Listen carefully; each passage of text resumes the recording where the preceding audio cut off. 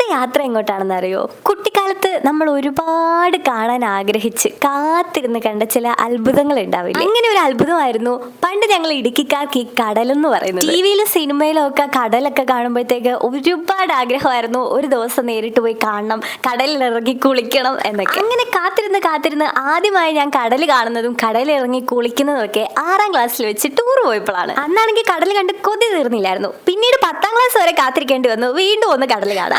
അങ്ങനെ ഇവിടെ വരെ എത്തി. ഇപ്പൊ എറണാകുളത്താണ് താമസിക്കുന്നതെങ്കിലും വല്ലപ്പോഴും ഒക്കെ കടൽ കാണാൻ പോവാറുള്ളൂ കേട്ടോ. എന്നാലും കടൽ അങ്ങോട്ട് കാണുമ്പോൾ ആ ആദ്യം കണ്ട അതേ എക്സൈറ്റ്മെന്റ് ആണ് എനിക്ക് ഇപ്പോഴും. ഇത്തവണ ബീച്ചിൽ വന്നപ്പോഴാണെങ്കിൽ അധികം ആർക്കും കിട്ടാത്തൊരു ഭാഗ്യം കൂടി കിട്ടി. നല്ല കിട്ടില്ല മഴവില്ല് കാണാൻ പറ്റിയോട്ടോ ആകാശത്ത്. ആ ബീച്ചിന്റെ വ്യൂവും ആ മഴവില്ലും കൂടെ ഒക്കെ കാണുമ്പോൾ അടിപൊളിയായിരുന്നു ആ ഒരു വ്യൂ. ഇതവേ ഞങ്ങൾ ഇന്ന് വന്നിരിക്കുന്നത് നമ്മുടെ സ്വന്തം പുതുവൈപ്പ് ബീച്ചിലാണ്. വൈകുന്നേരം ഒക്കെ വന്ന് ചില്ല് ചെയ്യാൻ പറ്റിയ സ്പോട്ടാണ്. പിന്നെ കപ്പിൾസ് ഒക്കെയാണ് ഇത്തിരി നേരം മരം ചുറ്റി പ്രണയിക്കണം എന്നൊക്കെ ഉള്ളവരാണെങ്കിൽ തൊട്ടപ്പുറത്ത് ഫാൽക്കൺ ബീച്ചും ഉണ്ട്. അവിടെ നല്ല കിടിലം പൈൻമരങ്ങളും ഉണ്ട്.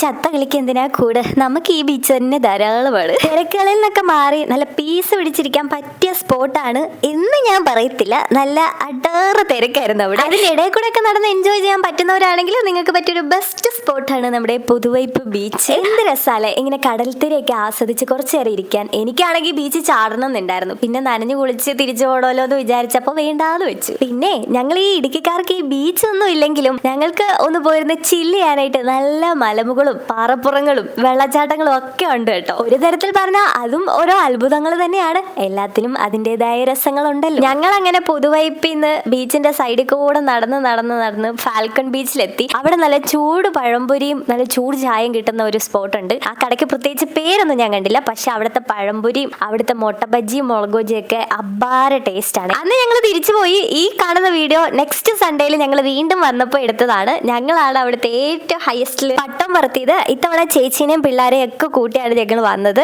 അപ്പൊ ആ ഒരു വ്യൂവും കൂടി നിങ്ങളെ കാണിച്ചു തന്നേക്കാന്ന് വെച്ചു. അങ്ങനെ പട്ടമൊക്കെ മേലെ പൊങ്ങിക്കഴിഞ്ഞിട്ട് ഞങ്ങൾ വീണ്ടും അതെല്ലാം വലിച്ച് താഴെ ഇറക്കി പട്ടം വീട്ടിൽ കൊണ്ടുവന്നു. ഇന്നത്തെ വീഡിയോ ഇത്രേ ഉള്ളൂ. സബ്സ്ക്രൈബ് ചെയ്യാൻ മറക്കല്ലേ. Okay, by.